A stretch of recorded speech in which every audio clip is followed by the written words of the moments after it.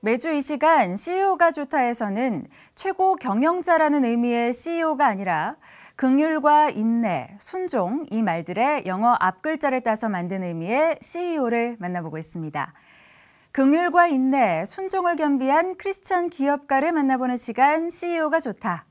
오늘은 패기 있는 젊은 사업가입니다. CNT테크의 전화성 대표를 만나봅니다.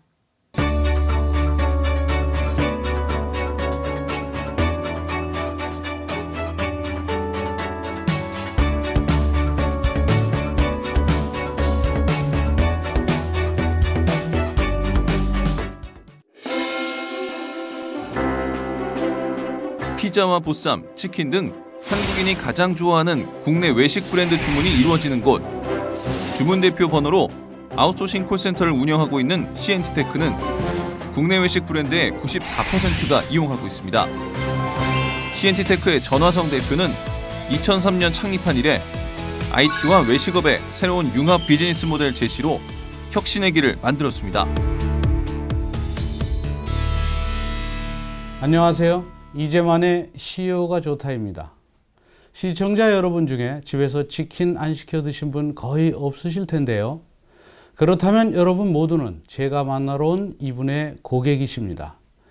국내 외식 사업의 주문 대표 번호로 콜센터를 도입한 CNT테크의 전화성 대표입니다. 안녕하세요. 예, 안녕하세요. 예.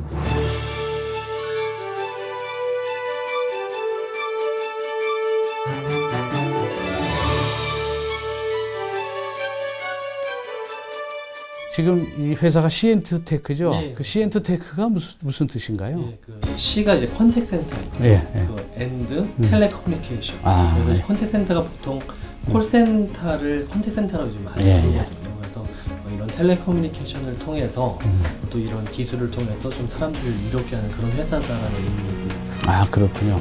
그럼 회사 소개 좀 해주시죠. 네, 저희 회사는 그 외식 주문 중개 플랫폼 사업을 하고 있다라고 표현하는데요. 예. 아까 그 변호사님 소개해 주신 것처럼 예. 우리나라 뭐 피자, 치킨, 예. 햄버거, 족발, 보쌈, 예. 도시락 등등 해서 그 배달 대표번호, 예. 브랜드마다 대표번호가 있습니다. 그렇죠. 대표번호로 전화를 하시거나 또는 홈페이지도 있거든요. 홈페이지에서도 주문이 가능하고요. 네. 홈페이지 주문, 그리고 또 모바일도 앱이나 모바일 웹에서 주문이 되는데 어떤 경로로 주문을 하시든지 다 저희 플랫폼에 들어오게 되어 있습니다. 아, 그럼 이런 사업 아이디어는 어디서 어떻게 구상해냈나요? 예, 제가 이제 2003년에 그 TV를 보고 있었었는데 모 피자 광고가 나왔습니다. 네. 근데 이제 피자가 굉장히 먹음직스럽게 화면에 이렇게 나왔는데 이게 먹고 싶잖아요. 그래서 제가 찾아갔거든요. 찾아갔는데 되게 작은 배달 매장인 거예요. 그러니까 이게 이 광고가 문제다라고 제가 정리를 한 겁니다. 왜냐하면은 그 광고가 고객이 불편한 게 문제가 아니라 그 제 눈에 보일 정도면은 그래도 월에 거의 10억 가까이 투자를 했을 텐데 그게 직관적으로 매출에 연결이 안 되고 고객을 헛걸음하게 한 거니까 그 광고비 지출이나 그 브랜드가 뭐 손실을 보겠더라고요. 그래서 이걸 어떻게 직관적인 매출로 바꿀 수가 있을까 고민을 하다가 TV 광고에다가 대표 번호를 넣게 되면 그거를 보는 순간 배달일 경우에 마치 홈쇼핑처럼 주문이 폭주를 할 것이다. 이런 이제 그 해결 방법을 제가 제시하게 된 겁니다. 그러니까 대표번호 뒤에 콜센터에서 포스로 주문 자동 전송. 이거를 이제 해결 방법으로 제시하면서 당시 그 프랜차이즈 회사에 찾아갔거든요. 그랬더니 프랜차이즈 회사에서도 좋은 아이디어니까 한번 추진을 해보자라고 하면서 이 사업이 시작이 됩니다. 제가 듣기로는 회사를 운영하면서 직원들한테 인사권이나 권한 위임을 통해서 그래서 결국은 그 팀제로 회사를 운영하고 있다는 얘기를 들었는데. 맞습니다. 그러니까 저도 이제 그 기독 실업인, 그 기독교적 경영 이런 것들을 좀 관심이 많아서 주변에 많이 이제 목사님들께도 여쭈고 했었을 때 청지기 기업가라는 얘기를 되게 많이 들었습니다. 그러니까 이 기업이 제 게 아니라 하나님 건데 잘 하나님 말씀 듣고 그걸 실현하는 기업가가 돼야 된다. 결국은 하나님께서 기업가들한테 권한 위임을 해주신 거잖아요. 그래서 기독교적 경영관에 입각해서 저희도 이제 12개의 본부가 있습니다.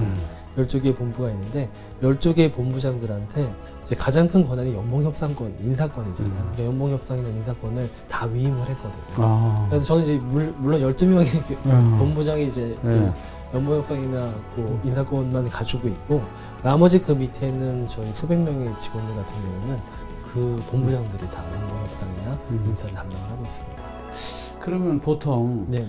저 인사권이나 심지어 연봉 협상권까지 네네. 주게 되면 네네. 그래서 사실 쉽지 않은 결정일 텐데 그렇죠. 네. 그렇게 권한을 위임한 후에 네네. 어떤 성과를 보고 있나요? 예, 저는 그 만약에 이제 저희 회사처럼 이제 10년이 넘고 어느 정도 저희처럼 이제 성장한 벤처기업을 보통 선도 벤처기업이라고 하는데요. 선도 벤처기업에 들어오게 되면은 등치가 커지면서 약간 창조적이나 열정 이런 것들이 좀 퇴색됩니다. 옛날에 그 빠른 그런 그 다이내믹한 경영 이런 것들이 좀 많이 없어지거든요. 근데 저희는 아직까지도 좀 그래도 다이내믹한 경영을 하고 있다라고 평가를 많이 받는 게 본부 하나하나가 사실 작은 벤처기업처럼 그렇게 스스로 의사결정하고 스스로 지표를 관리하면서 나가는 개념입니다. 저는 오히려 이 본부장들을 뭐 멘토링하고 물론 이제 방향을 제시하죠.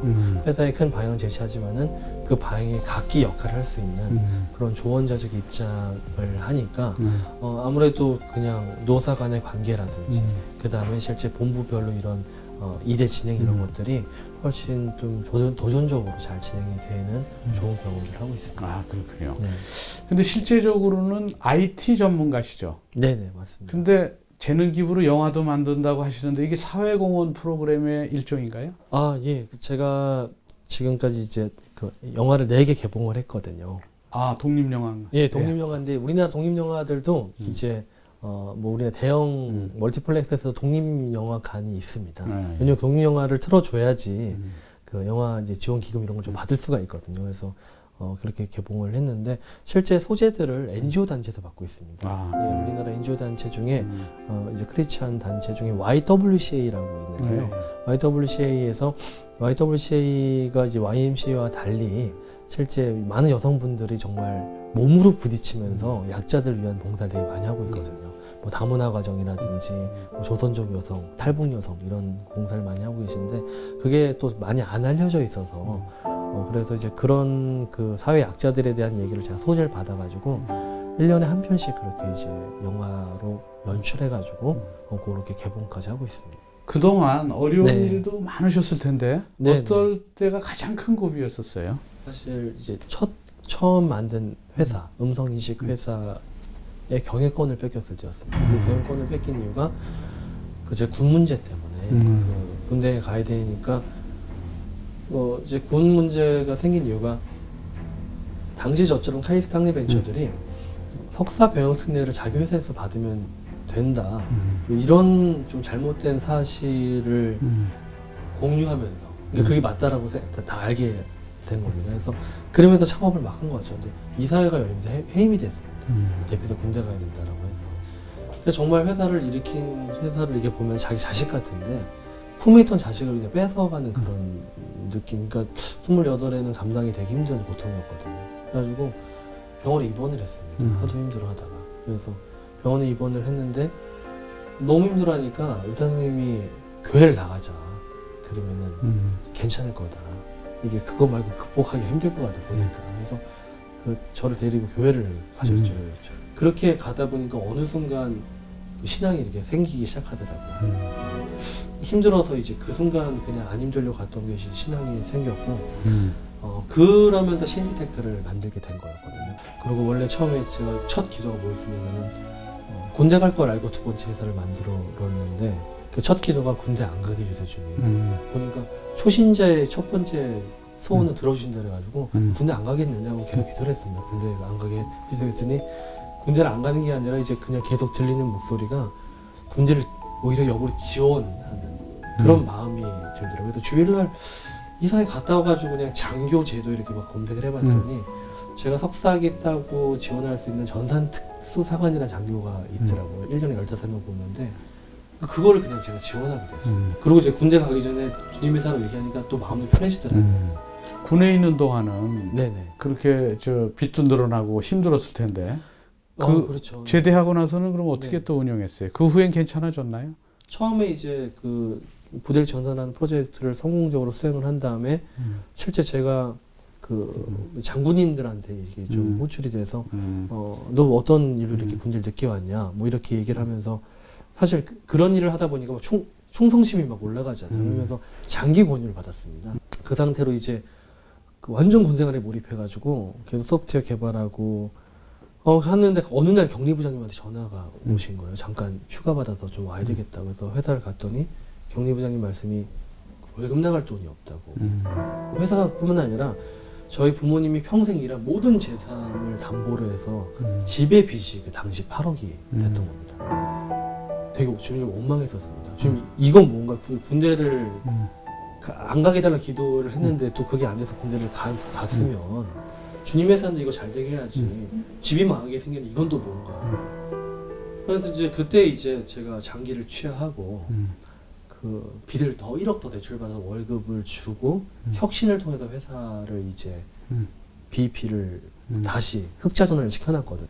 한 달 동안에 그 혁신을 한 게 전화량을 예측을 하는 기술 개발하고 전화가 들어오는데 이게 주문 전화인지 아닌지를 식별하는 기술 개발하고 또 상담사들의 성과를 이제 끌어올리는 그런 다양한 프로모션을 했었거든요. 그때 회사의 2005년 12월에 이 혁신을 시작을 해가지고 2007년 6월에 전역할 때는 빚이 없었습니다.